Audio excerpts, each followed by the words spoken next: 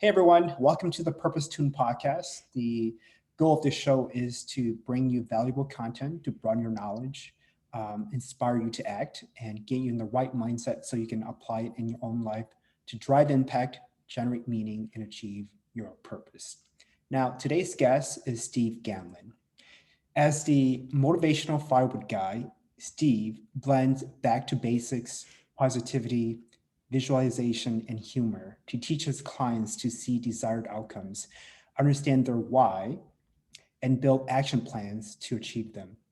After a successful decade in rock morning radio, Steve crashed and burned his career, first his marriage and financial stability, then became a stand-up comedian and professional speaker through the motivational firewood business, who then brought his life to new heights. After 2 companies, dream relationship, and 4 books published, Steve can bring it in any interview situation. Welcome to the show, Steve. How are you doing? Doing great. Thank you, Kong. So happy to be here and enjoy this conversation. So thank you. Awesome. Well, so let's dig into your background a bit. Could you share with my listeners, other than what I've indicated, your background? Yeah. When I was a kid, I wanted 2 things. I wanted to be on the radio and make people laugh. And I also wanted to be a teacher, but not in a classroom setting. And honestly, I had no idea for years how I would achieve either one. And when I was in my early 20s, I had a friend keep reminding me, hey, your dream was to be on the radio. You're broken, depressed on your grandfather's couch. Why don't you do something about it? And I was 24 years old at the time. So I got into radio, had a great 10-year career, worked 15 years worth of hours, and just crashed and burned and blew my whole life up. Quit radio, got divorced, was very in debt. And, one afternoon hitting golf balls in a thunderstorm, daring the storm to hit me. I was just getting out frustration, hitting golf balls. Mhm. And I hit my bucket and the buckets of 2 people, 2 scaredy cats who ran from the storm. And a couple of days later, a coach that I just started working with said, how was your week? And I told him about hitting golf balls in a thunderstorm under power lines, barefoot in the wet grass. And I just tried to make it funny. And he said, I got 2 questions for you. Are you this open and honest about your life with everybody? And I said, well, sure. It's usually self-deprecating, but yeah, I'm pretty much an open book. And he said, you ever thought of being a motivational speaker or a stand-up comedian? And it just hit me my entire life since I was a kid. Mm. I'd wanted to do that. And I never knew how to do it or pursue it. And I said yes to both, but I have no idea. And he had on his desk a brochure for an introductory stand-up comedy class starting 2 weeks later at a local college. And I was there. And then I started Toastmasters, which teaches you how to speak and become a speaker. And Mm. here we are 17 years later. Go figure. Golf balls in a thunderstorm. Well, I can certainly tell your skills have worked very well for you. You certainly have the voice for it, and Thank to you. be a radio talk guy. And what? So when you were back when you were that 24-year-old sitting on the couch, and someone told you that you need to do something with your life, like what were the kinds of thoughts you were contemplating during that time? And how did you move yourself out of that situation and act?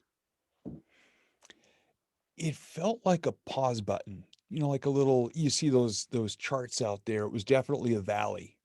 I'd gone through 4 years of college, graduated when I was 22, Mm. graduated what my dad used to love. This is his favorite joke I used to tell, that I graduated summa cum this close, because I only graduated by 62 1,000ths of a point. So I was really just for a couple of years, just barely treading water in a valley. Didn't have any money, didn't have a full-time job, was working as a carpenter with my dad when there was work. Mm. But it just felt like I wasn't connected and plugged in. And I know the word passion gets thrown around a lot in a bad way.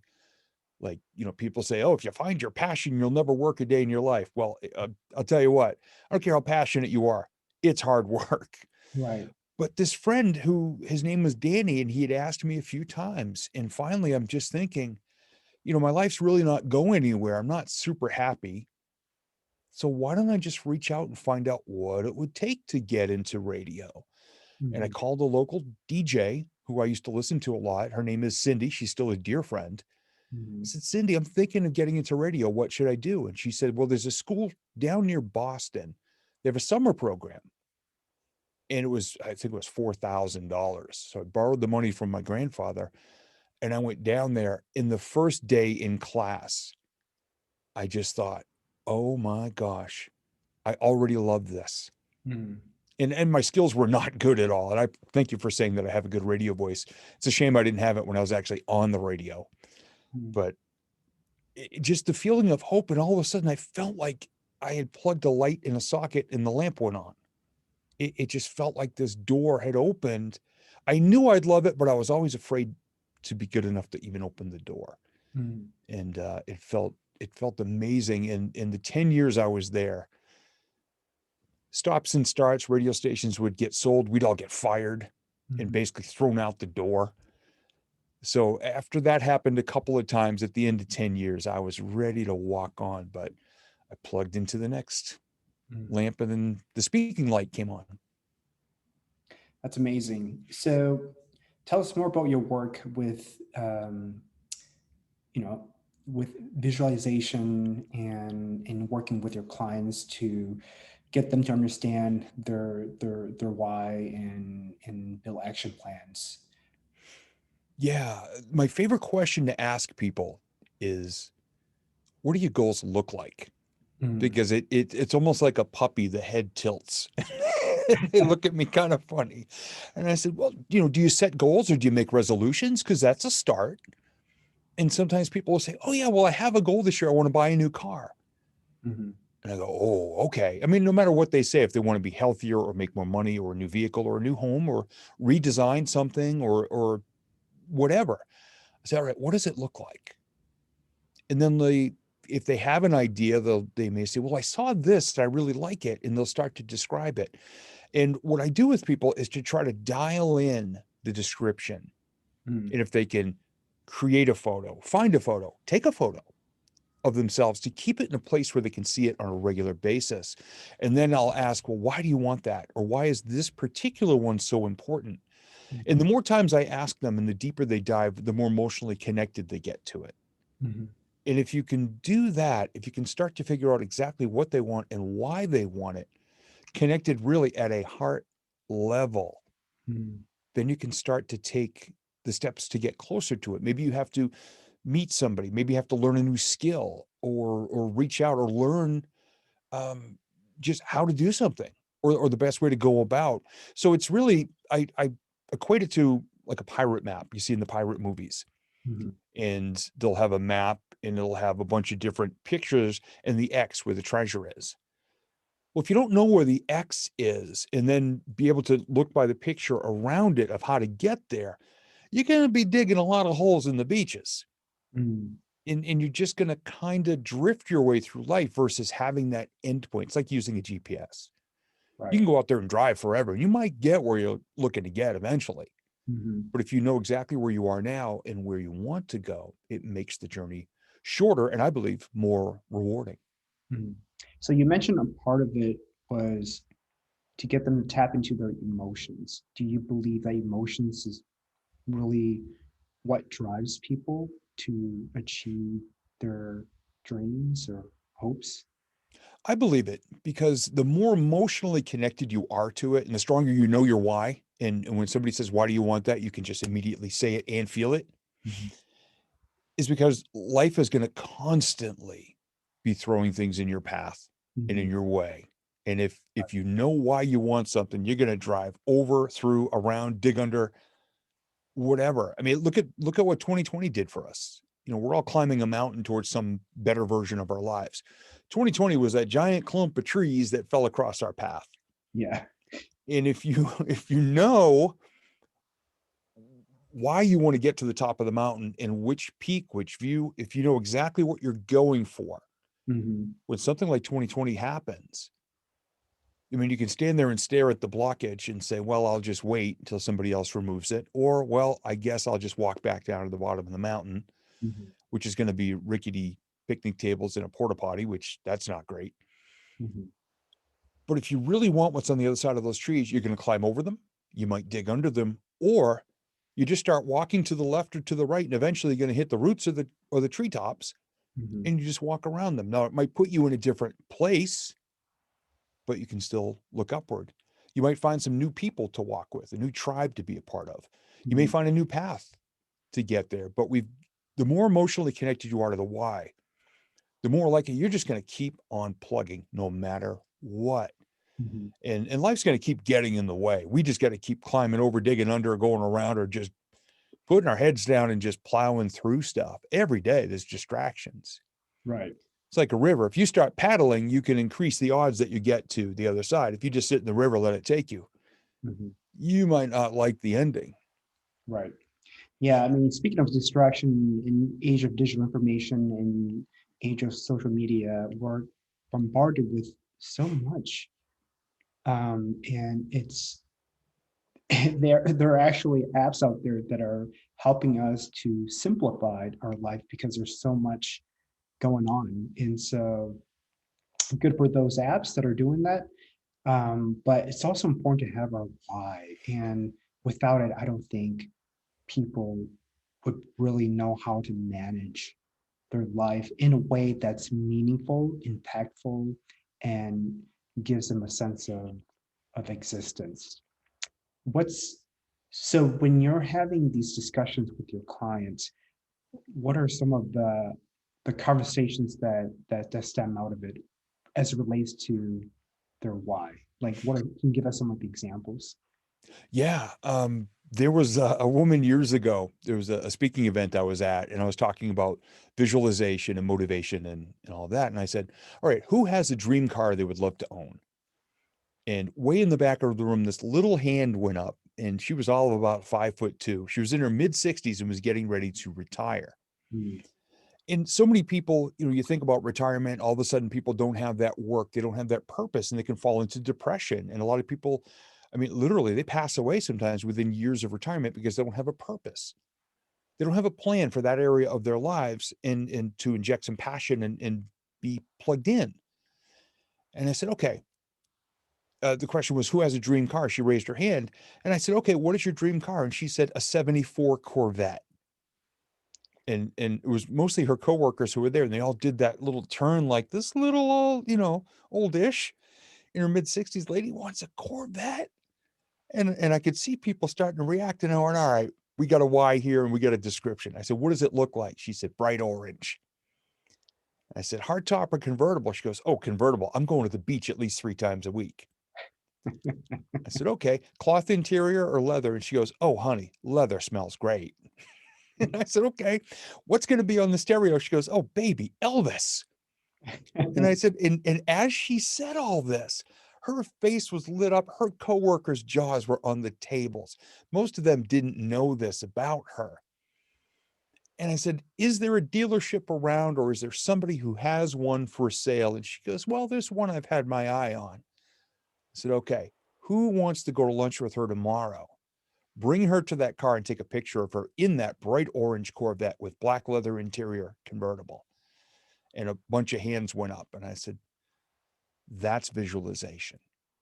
That's emotional connection. That's knowing the why. She wants to use her retirement to go to the beach and just go tear up the highways and listen to Elvis and be in a convertible and feel the wind in her hair.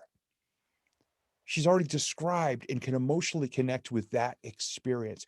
That story actually happened over a decade ago. Hmm. And this is the importance of being emotionally connected. I am overjoyed every time I get to relive that story. And I'm right back there. I can still picture the room. I know the exact building where I was when all this happened. And that's an example of the conversations I have with my clients on a weekly basis. Mhm. Mhm. So to me, I sense that that's when people say they want to buy a car, for example, to me that sounds more materialistic than it is. Mhm. What's really behind it? Yeah. Why do people have a need to buy things to make them feel good? So let's dig a little deeper than that. Is it because at one point in their childhood experience, childhood years, they were, I don't know, traumatized by an incident or an event, or that makes them want more in their life? Or is it simply that people just have a sense of appreciation for things and they know that they can get it and that they'll visualize and take action to get it? Like, what's your take on that? It could actually be a variety of things. It could be a childhood trauma, or it could just be that their family didn't have a lot of money, and now maybe they're working hard, maybe they're earning more revenue, and they want something nicer. Mm, It could be a variety of things. And I do want to stress to your listening audience that I'm not trained in psychology or psychiatry or anything like that, so I can't diagnose or say factually what the reasons might be. right. But there are times where people say, well, the people I hang out with or spend my time with, they're always putting those material things first. So I want to feel like I belong.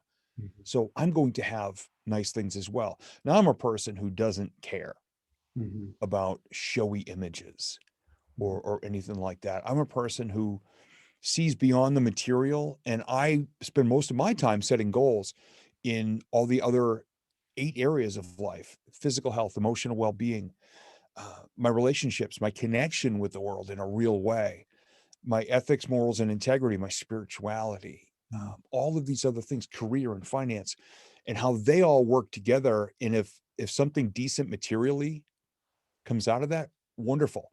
But I'm not one of those people who goes for status. I mean, I drive a 10-year-old Honda CRV with almost 250,000 miles on it, and I love it. And when it dies, I want to buy another one just like it. Unlike the gurus in my industry, the motivational guys who say it's got to be a Ferrari or a, Lamborghini. yeah. I want another Honda CRV because it's dependable as heck, gets good mileage, is affordable, and it serves my Mhm, life. mhm, So I don't fall for any of those other pressures or stigma or anything like that. I'm all about creating the happiest version of me there is, and all that comes with that. And it's a joyful journey, I'll say that. mhm. That's great. So, how would you define purpose and how has it show up in your life? It's funny, there's a lesson that my grandfather, I had two amazing grandfathers, and they were very different human beings. Mm, But one of my grandfathers never actually said these words, but he lived it so well that I absorbed it. My purpose is to leave at least one situation a day better than I found it. And it could be through a conversation, or a conversation like we're having right now. Somebody may listen and it may inspire them to take an action to better their lives, or an act of kindness, even anonymous, just to leave a situation better than I found it every day. And since I consciously made the decision to do that, life has just gotten better because it's very addictive, by the way, to do that in the best way. That every time I arrive at a store, I look for a stray parking shopping cart that might dent someone's car on a windy day. And I go, well, okay, I'm going to go rescue that carriage and put it away so it won't dent that really nice car over there. Or if I can hand it off to somebody going in the store and make them laugh at the same time, like on the used shopping cart dealer going, you're going to love it. Hand grips are warmed up and the wheels hardly wobble. If there's a way to leave a situation better than I found it every day, then I'm doing pretty well. And that's my purpose, is to be out there living it every day. As an example, if somebody's observing and sees me do it and sees how much joy it brings me and anybody else who might be part of the transaction, they may be inspired to do it. And if that can keep rippling on, I think, it sounds silly, but we can all make the world a better place if we just pay attention and be consistent doing that. But that's my purpose. And through my speaking, my books, my programs, and everything else, if I can do that every day, I'm doing all right. That's amazing. So you mentioned about consistency. I think that's definitely something that we need to incorporate into our lives, is to be more consistent at either how we treat ourselves, the people in our lives, our work, things we're passionate about. There's also another point you made about being intentful, right? I believe that with all the tech evolution, if we can automate things, that's great. But for the things that really matter to us, we should be more intentful in how we choose to apply them in our lives. And so I think that having clarity and being intentful in our actions to either, let's say, achieve our goal of, I don't know, being a TEDx speaker, as an example, um, is something that's inspirational and that we can strive for, but we have to find clarity in that process, right? So you mentioned about getting your clients to outline action plans on how to achieve their goals. What are some of the action plans that you could share with us that have worked for your clients? The biggest things I tell them, and we actually have an exercise that I work with them when they create their goal or the vision board or whatever it is we're working on, and they'll say, "Okay, I have no idea where to start." I go, "Well, okay, don't change your vision. Let's think about this. Okay, if you were to have achieved that, who would you have had to connect with, or what would you have had to learn, Mm, or maybe what research would you have to do to do that? Like if you were already there, what had you done?"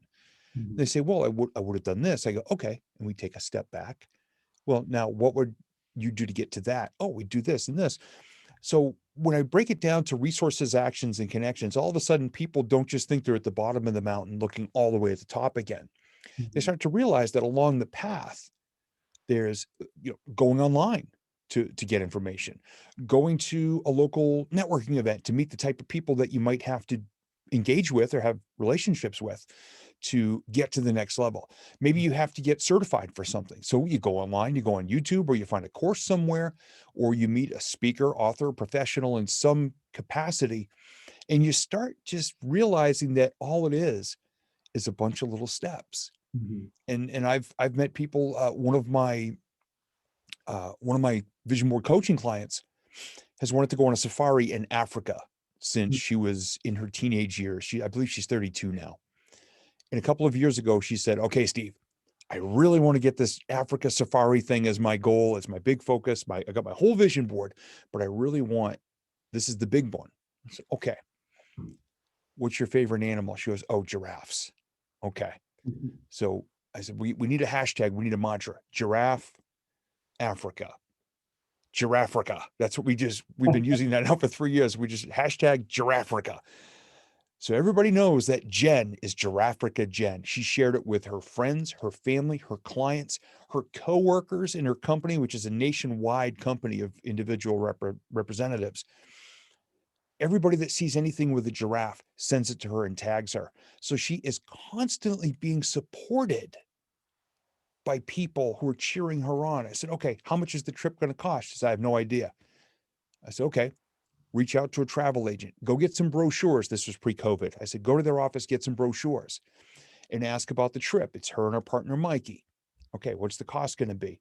How long do you think it would take you to generate that amount of revenue and still be able to pay your bill?" She said, 2 years. Said, "Okay." We created a tracking system and not just little check boxes. I found a cartoon giraffe from a kid's coloring book and it had 10 spots on it. We figured she needed $10,000 total. So we did two of them, one for 2018, one for 2019. Every time she banked $500, she went on a Facebook Live for all of her clients, colored in a $500 spot. Mm, So she celebrated the momentum along the way. She met everybody she needed to. She even spoke to people I know who have been to Africa because she wanted to do a little volunteer work while she's there. So she made it so real in advance and wasn't intimidated by, "Oh my gosh, I have to raise $10,000. She celebrated it $500 at a time for 2 years hmm. and she made it. It's amazing. Wow. That's such a specific example of how to actually visualize your dream and then taking the necessary action items to get there. That's really incredible. So does it matter if it takes a person 2 years or 10 years to achieve a goal? Or does it just depends on the type of goal that they're trying to strive for? Like building a business, which could take, I don't know, like 5, 10 years. Whereas going to a trip, um, taking a trip to Aruba or like in the Caribbeans. Mhm. I think as long as your why remains strong. I Mm, mean, so many people say, well, I want to do this and it's a huge goal and I want to do it by the end of the year. Well, okay. mhm, What's the likelihood that you have the time, the money, the energy, the focus to be able to do that? And some goals will take 10 years. mhm. But as long as you understand that it's going to be a road. I mean, we still have all these areas of our lives that are Yep. happening 24/7. And they all are intertwined. So many people say balance between, and I say, no, no, no, integration of. Tony Tsai, the former CEO of Zappos, said that integration of. Mhm. You have to get enough sleep, get enough exercise, eat well to be able to work your best, to generate the revenue, to get to that level. So I think the timetable really depends on, can you stay connected with it, even if you're just chipping away slowly? Mhm. The old marble works of art, all those statues, they took years to make because the craftsman was just hitting it just right, little hits at a time to find that beautiful statue that was within that giant block of marble or granite or whatever they were working with. Right. So I think the timetable really depends on your passion for it, your dedication for it, and your willingness to be consistent Mhm. to get there. It's like an old wooden roller coaster. Mhm. We have one here in southern New Hampshire that's like 1,000 years old, and every year there's more bolts falling out of it. But I still like to ride it. You start at the bottom and you look up at the top of that first hill. Now that's your goal. You get over that and you can enjoy the rest of the ride, but you have to go click, Mhm. click, click, click. You can't cheat it. You can't skip steps, and you can't start near the top. You've got to do every single little step to get there so that you can celebrate the achievement. And then at the end of it, if you really enjoyed it, what's the first thing you want to do? Go on again, set another goal and start all over. And Mhm. it can take 10 years to get there. Believe me, I'm 17 years into a speaking career and still building.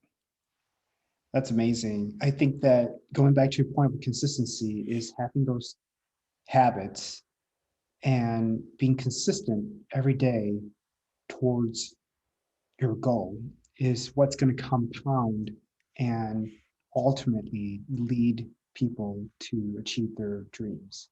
Mhm. And for example, I set my dream to move out here to San Diego. I'm from the Midwest, and I went to back in 2015. This is back in November when it was really cold, about -30 in Minnesota. I set a trip out here to San Diego and arrived in the same day, and it was perfect weather, clear skies, 70 degrees. This is in November, and I was like, what, the people live like this in San Diego? I have to make a move out here. And Yeah. it took me 5 years to finally to achieve my dream. And obviously I had encountered bumps on the road. And my job took me to San Francisco. I was there for 2 years. I knew that although I wasn't in San Diego, I was close. And so I just kept on hammering um, on these steps. And ultimately, one thing led to another, and now I'm here. And I think the power of visualization is so important. Um, for example, I just bought a vision board, and I write down action items, resources I could tap into, things that I know that's going to move me towards, that's going to move the needle towards achieving my goals. Mhm. And it has helped tremendously. And so I'm very proud that I've was able to get this vision board so that I can write down these action items. And there's something about writing it down and seeing it that registered your mind. And then of course, it sets reminders for you every day. And then it just keeps you're in the cycle of, okay, so this is a reminder, this is what I have to do, and you take small actions towards these goals, and then ultimately you achieve them. Yeah. So in looking back at my move to San Diego, of course, I am really happy being here. It's definitely my dream, and I kind of wonder if I didn't enjoy the process uh, enough. What's your take on that?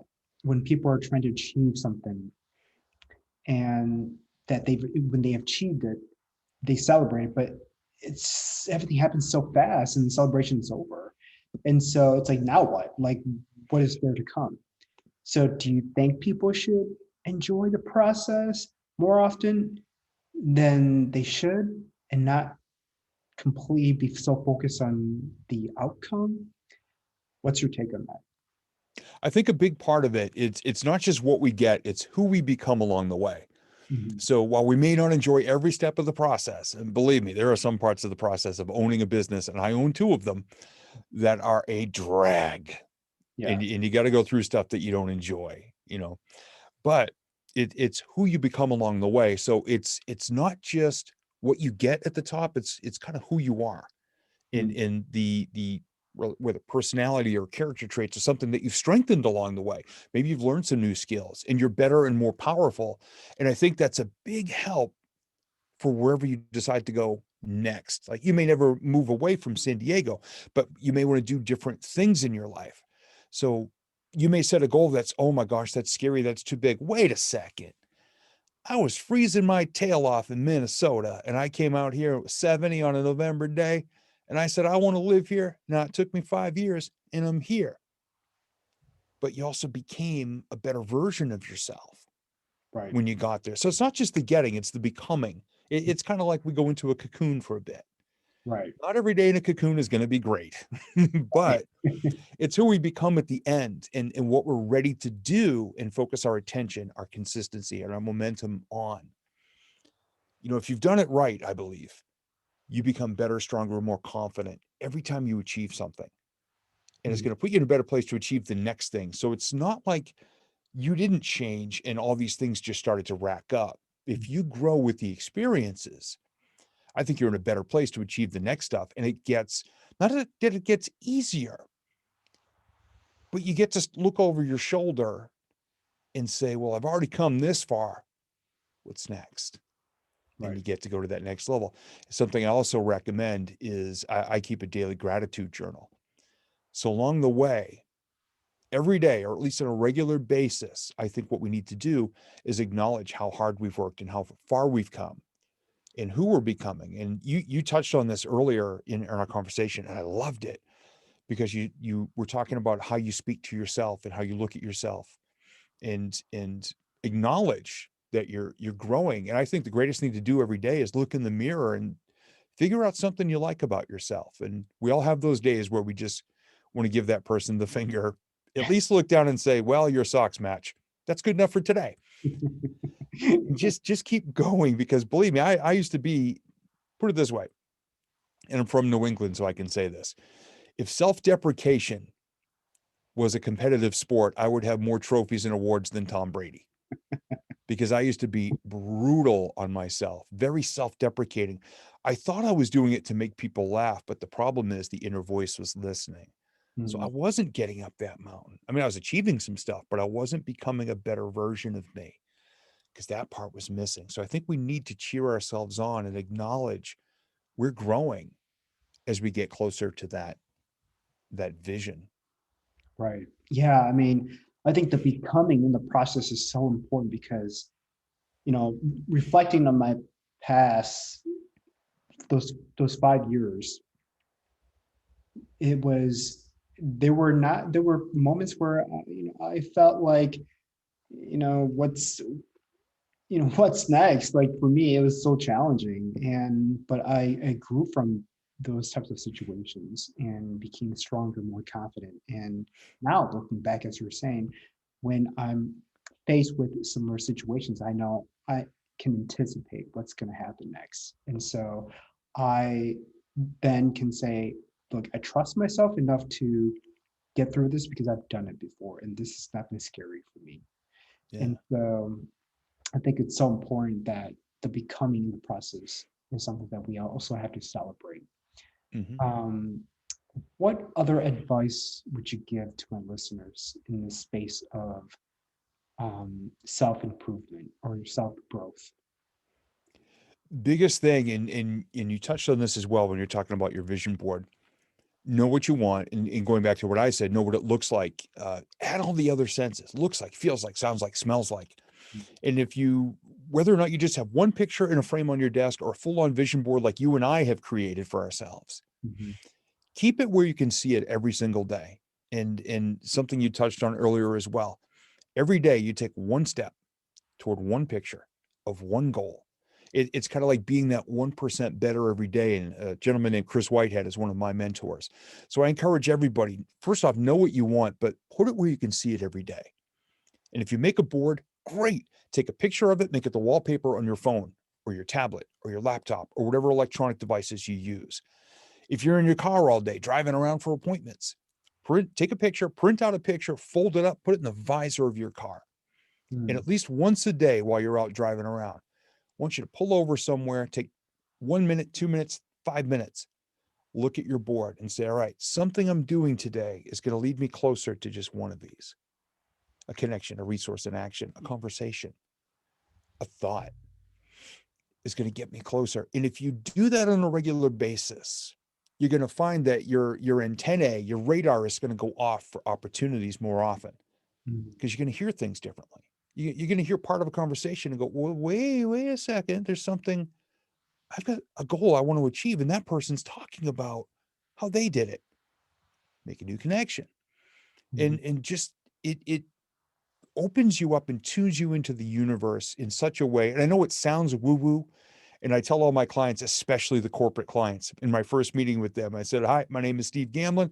I'm a vision board and visualization expert. I created the Vision Board Mastery Program, and I guarantee you one thing: this is going to sound and feel really, really weird with me talking about this, but you're going to get it. And you're going to be able to do it. And just trust me to guide you through this. But I tell people all the time, at first, this is going to seem really weird. Mm-hmm. And some people go, ooh, manifesting like magic. I go, no, manifest means bring it into existence. It Mm-hmm. means you got to bust your butt, meet the universe and the world, God, whatever power you believe in. You got to Mm-hmm. meet it halfway. Like if it just knocked on your door and you got handed a lottery check, how responsible would you be with that versus you working hard for that money? Right. So I tell people every day, keep it in mind and just take one little step every day. Mm-hmm. And don't be staring at your shoes walking through the world. Look around, head on a swivel. Connect with people with their eyes. Wave to people. High five, thumbs up. Mm-hmm. Just be plugged in. And you would be amazed how quickly some things are going to start to happen for you. Yeah. And I hear that all the time. And I said, I told you, Yeah. stop staring at your shoes. Make eye contact with the world. There's a great world out there waiting to connect with you if you look into their eyes first. Mm-hmm. Thank you for sharing that. That's powerful. And I hope that my listeners will take away some of those points and pointers and really apply in their own lives. Um, where can people find you should they choose to connect with you? Yeah, nice and easy. My website is motivationalfirewood.com, and the Vision Board Mastery Program is there. There's some articles there, including one written by a little rescue dog. And there's a sample of his book there as well. But yeah, everything's right there at motivationalfirewood.com. Awesome. Awesome. And my last question here for you, Steve, is what does the meaning of life mean to you? Life to me every day is a chance to do something better. If I can be a better person than yesterday, then great. If I can make one more person laugh, great.